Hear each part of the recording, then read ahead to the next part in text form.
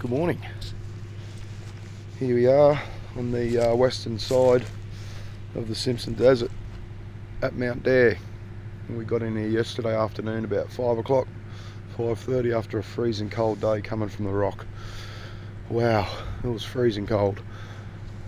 Caught up with a lot of the blokes heading out of the heading back from the OCR yesterday on the road heading towards Fink and Colgira. There was a couple of guys that binned it, so it was a bit of bad luck.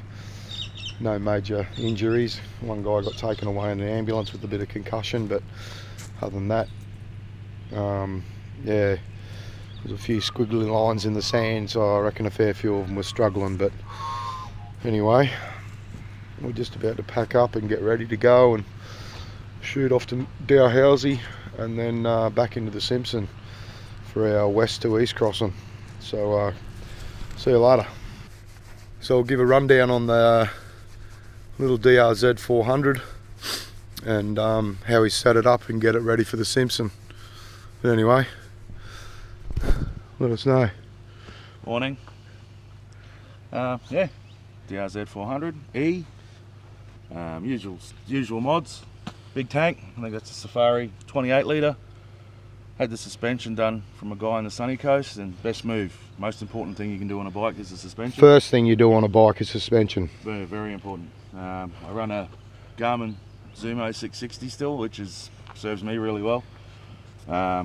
Case saver for chain brakes, engine covers, some homemade racks, some RJ bags, and the fuel bladders. They're lifesavers. Seat concept seat with a cover on it, just because it's got a rip in it, so the cover kind of works well for that. And what else have I got on here? What's that little bit of wire there, Derek? Oh, that there is because getting at the battery is a pain in the bum. So that's my poor man's, just to hook things on, like charge phones and all that sort of nonsense, because I was too lazy to put a cigarette lighter plug on the handlebars. So you can run an air compressor off that. You could hook up to that and then hook up to the frame, so you get your earth. That's it. Yeah, ideal for that sort of thing. Yeah, saves, because getting at the battery box with all the luggage on is a real pain. Nice work. So what tyres do you recommend for this bike, Derek? What tyres have you run? 606 on the rear, the Dunlop, and I'm a big fan of these Matzlers in the sand. It's a MC5. A friend of mine tells me they're natural rubber, and yeah, they seem to wear really well.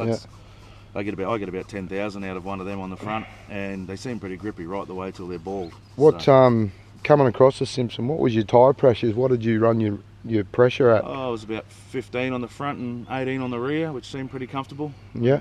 Yeah, seemed really good actually. And, so the bike tracks well with that pressure? Yeah, absolutely. Yeah, it tracks really well. I haven't got a steering damper, and I was more than comfortable. And I'm not the best sand rider in the world, so it was very comfortable. A couple of these little cheapo LED spotties were good too. Yeah. So it's a budget desert bike on a budget. Absolutely. You don't have to have thousands and thousands of dollars worth of bike, obviously. No, I picked this thing up used for like $1,800, you know, and yeah, just belt the hell out of it and have a lot of fun. And yeah, and I just transfer my my good bits. What's with the stickers up there? What's that? Different places we've been, and me and my silly friend from Bundy, we did the Condo 750, so I was number 29 when we did that last year. Oh yeah. And on the entry form it said, oh, what was your name of your team? So Daryl and I just put Team Bundy. Team Bundy, yeah, righto. It just stays there now, that's just a bit of fun. So that's a screens for bikes windscreen too, which I totally recommend them. Just yesterday we were heading into a headwind doing 100, and you could actually feel I could go like that with my hand, and you could feel where the wind wasn't hitting me on the chest. So yeah, up here and then feel the wobble here. Directs the wind up off your chest and stuff. Yeah, massive difference on those sorts of days. Yeah, and also keeps the GPS and all your stuff out of the weather a bit too. Yeah. Protects them from stones. So you haven't gone overboard with your gear or nothing. You don't have to spend thousands of dollars. And these have worked out really well too. I just got these on eBay. They're from a company called Straight Shooter. Just little straight shooters. Yeah, little throw-over bags. I've only got my bits and pieces, my permits and bottles of water and muesli bars and compressor air. That's a good idea. And stuff. So what? Really how much fuel did you use coming across east to west? 36.5 litres. Yeah, right. On how accurate the Bowser is. The Bowser is here at Mount Dare. Which is pretty close, but it's probably a little bit out. But that's not bad going. No, it was very good. Yeah, I'm still running standard exhaust. I've got a B&B tip in the back of it. which has been on a few bikes now. It just seems not as obnoxiously loud as the standard one. I've noticed it's not a super loud bike.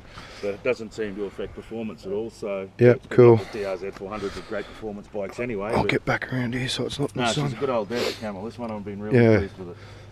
What else have we done? Yeah, new training sprockets. We're running 1544. Oh yeah, okay. So 1544 gearing. That seems to be a happy medium that a lot of guys with adventure bikes run, and I'm been happy. I went with 1542 one time for a trip down to Adelaide, and I just found it was a bit too boggy down. It's a bit too tall. Yeah.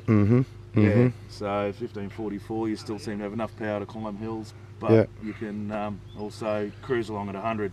Actually, really cruises along comfortably at 100. Yeah. No, that's good. Good. So there, standard bike, no bark busters, nothing. So there you have it, guys. You don't have to spend, $30,000 on a bike to go and do what we do. It's a good budget bike build. So all you guys that are sitting around at home looking at it on your computer and such, and you've got your DRZ sitting in your shed, team yourself up with someone you can trust and someone you know that's going to get you, get through with you, and come out and give it a crack. It's not that difficult. Try not to overplan it, and don't pack your kitchen sink. Try and keep your gear to a bare minimum, because that's the big killer in the desert's the weight. So thanks very much for that, Derek. I appreciate your time. Well done. Enjoy.